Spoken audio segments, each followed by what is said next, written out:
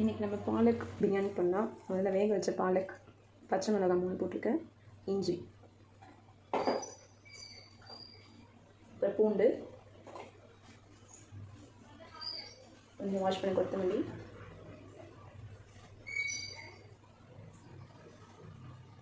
புதினா, இது எல்லாத்தையும் கொஞ்சமாக தண்ணி விட்டு கிரைண்ட் பண்ணி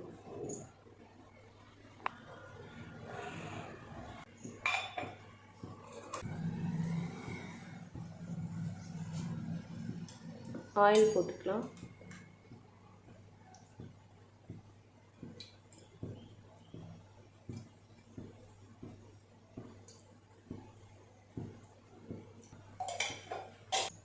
கொஞ்சமாக கீ,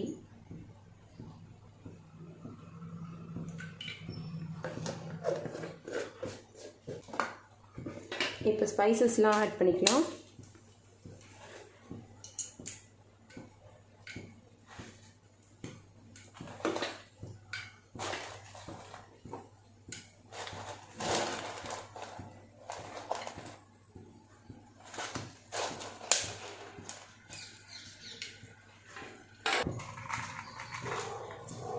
ரெண்டு ஏலக்காய், இப்போ கட் பண்ண ஆனியன் போட்டு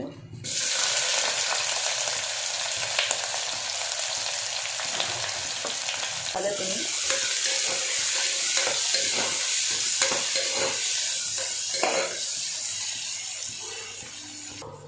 இப்போ ஆனியன் நல்லா வதங்கிடுச்சு.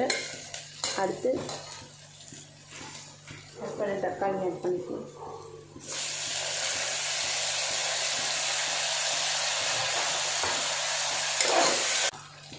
இப்போ நம்ம அரைச்சி வச்சு அந்த பாலக், புதினா, கொத்தமல்லி, இஞ்சி, பூண்டு இது எல்லாத்தையும்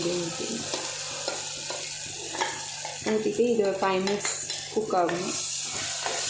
ரொம்ப நேரம் குக் பண்ண வேண்டியதில்லை. இதில் க்ரீன் பீஸ் கொஞ்சம் ஆட் பண்ணிக்கிறேன், வாஷ் பண்ணி வச்சது.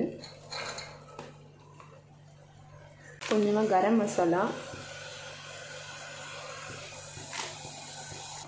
ஏற்கனவே பச்சை மிளகாய் போட்டிருக்கேன், அதனால் கொஞ்சமாக சில்லி பவுடர் ஆட் பண்ணிக்கிறேன்.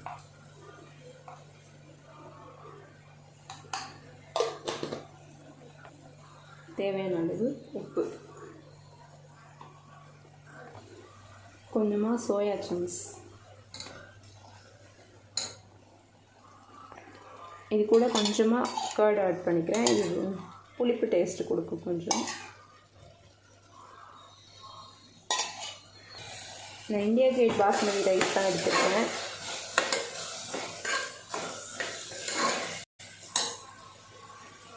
இந்த டம்ளரில் 3 டம்ளர்ஸ் போட்டிருக்கேன் ரைஸு, அதனால் 6 டம்ளர்ஸ் வாட்டர்.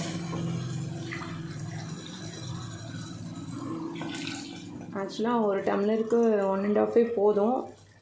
எங்கள் வீட்டில் ட்ரையாக சாப்பிட மாட்டாங்க, அதனால்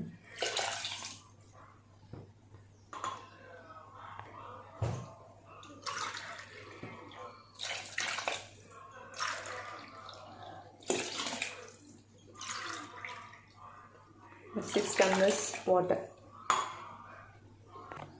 இது நல்லா கொதிக்கணும். தண்ணி கொதிச்சோடனே ரைஸை ஆட் பண்ணிக்கலாம்.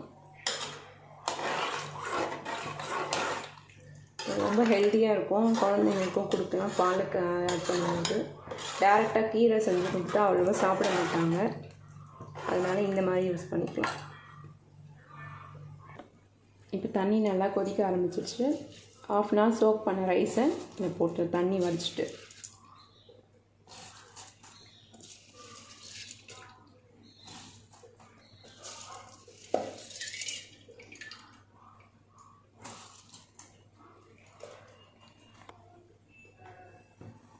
ரைஸ் போட்டு ஒரு கொதி வந்தவுடனே குக்கர் மூடி வச்சிடலாம்.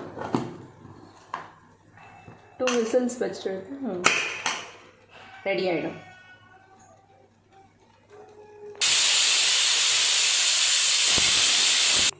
டூ விசில்ஸ் வந்துருச்சு.